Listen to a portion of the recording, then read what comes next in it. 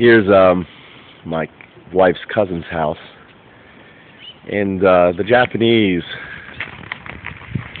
really love to spend time in the garden and stuff. And this community is really no different than the communities that were wiped out, and about the same size, same kind of houses.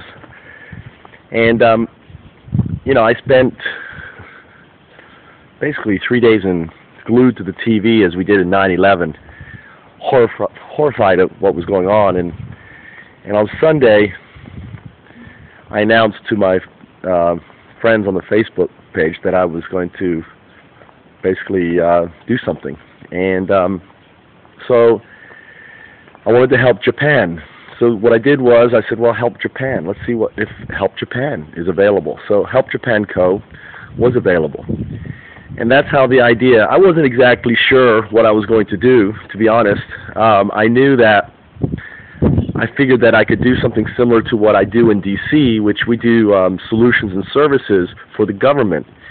And I was thinking that why couldn't we do project management solutions and services for, for the government here in rebuilding. So kind of the same sort of effort, but instead of it being the government and integrators as our client, it would actually be nonprofits and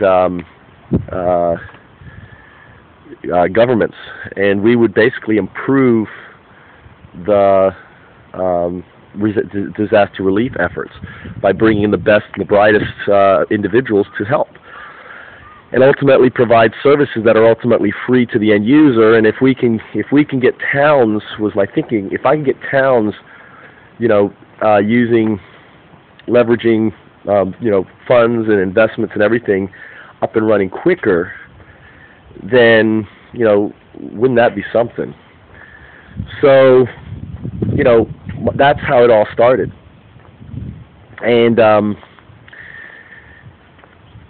I started just laying the foundations all last week and getting, letting my friends know and organizing all the different social media sites and all of that stuff. As I realized one thing, though, that the situation in Japan is so bad that the government and the aid organizations basically are not in control. The chaos is in control.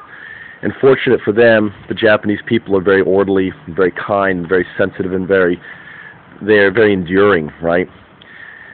So there hasn't been the riots and other things that you would have seen in a Western country, given the state of affairs. There's no looting, there's no one stealing from cars except for gasoline, which they're using to keep warm because there's no heat in a lot of these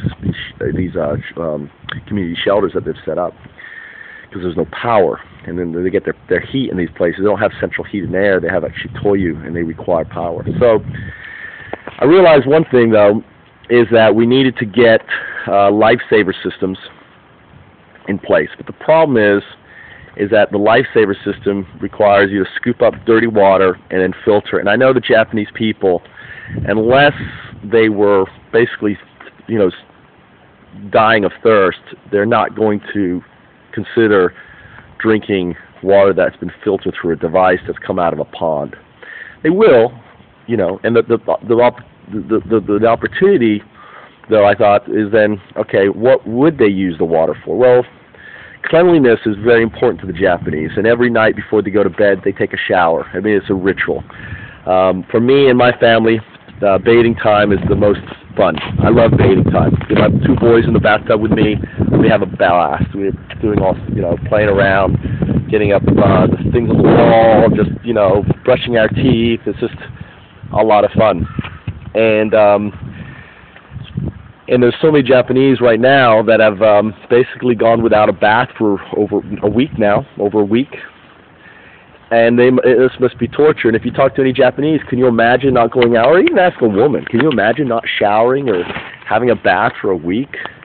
Ugh, So I realized that the opportunity then was to really position this lifesaver jerry cans as a watering device, right? That they can water, they can bathe themselves with, and not necessarily one in which they drink.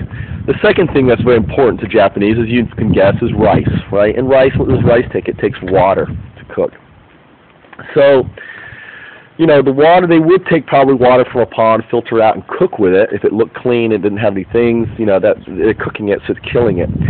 And finally, by having these lifesaver jerry cans in place, should the shelter be in a hard, or should someone be really, really thirsty, then ultimately they could actually drink from it.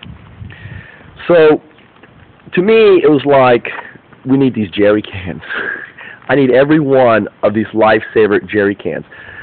So basically, I called, you know, sent emails to Lifesaver Systems early part, like Monday. I had emails going off to them saying, hey, I want you bring your systems to Japan. And Mike, the sales guy, got hold of me. I was like, I want to be the exclusive. I want to bring all your systems here. So what would it take? So, you know, it would take basically $300,000 for us to buy 2,000 units, which is required for the exclusive distributorship, and I have 60 days to do it. Now, it's 300,000, but you say you're only raising 100,000. Well, it's because I know that with 100,000, I can leverage that. I can get, you know, with a bank or whatever, with investors to get the other 200,000. I'm not worried about that. So, what we need to do is get every of these life-saving, you know, I'm getting very little sleep, so it's showing here. Life-saving jerry cans. You can go to lifesavingsystems.com and you can learn all about it. And, you know, your contribution, what we're going to do with these jerry cans is we're actually going to convert them into bathing units and we're going to make sure that every shelter has one, okay? And from there, we'll actually take the profits, because we would get the money from the government and from you who donate. Basically, you know, every time you know, some person donates 4 times, $100 to get a free bottle, right? So you get 4 people's names on a bottle. We're all good to go, right? So we'll take the profits. Now, see, we're a social venture, so we don't run off with the profits. Now, what we do is we take the profits, we buy more. So we buy 5,000 more jerry cans.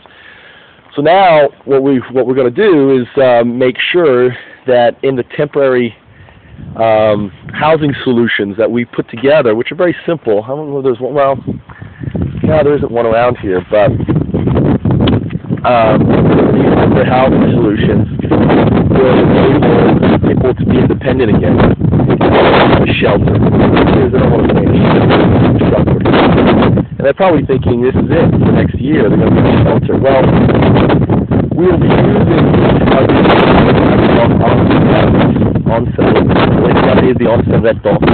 onsetretto and cross-country porta potty and a shower. And we will basically allow folks to you know, to have a bathroom and a shower together. And these will be built. We basically need 100,000. So we need 100,000 jerry cans. 100,000, right? 100,000 for all the houses that we need built for them to have these temporary, you know, solutions. And the good news is, you know, by the time the house is built, we probably don't have time to do anything else because it will last that long. So, you know, it's a very easy, and that's phase 1. Let's get the water to everyone and make sure no Japanese has to worry about that. Long pitch. Probably a little windy. I'm going to redo it. But anyway, who am I? My name is Michael Trout. I was a teacher here for 5 years. I taught in elementary and I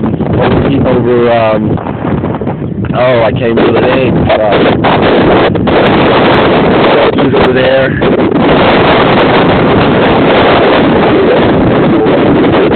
I'll probably go video, and I'll go by the school Monday, show you my school that I used to teach.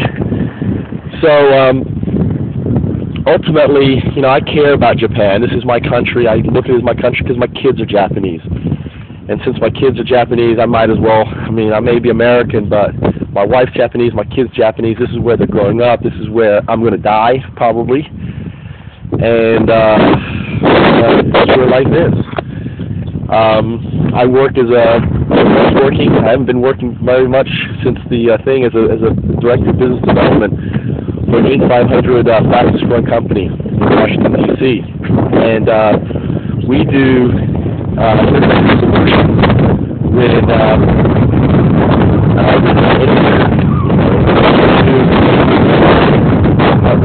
all the other good stuff.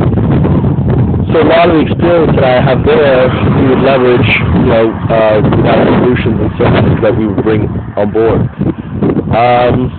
You know, I don't know, other about me. I raised in Spain, grew up in England, spent most of my life traveling. That's about it. I appreciate your time. I appreciate you making an investment. I appreciate you helping. Thanks.